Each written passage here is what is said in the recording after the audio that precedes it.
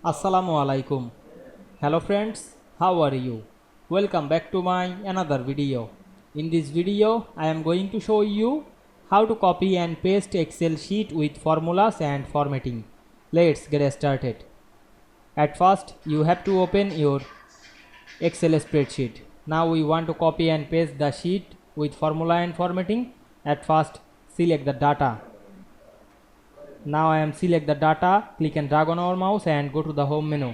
Click copy option. Then create a new sheet. Click this plus icon. Then click the paste option.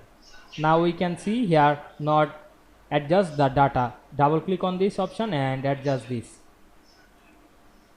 Now we can see we copy and paste with formula and formatting easily. Otherwise you can apply another process. Select the sheet, click right button and click move or copy option. Then check mark on the create a copy, then click OK. Now we can see here the copy of the sheet we made very easily. I hope you enjoyed my video.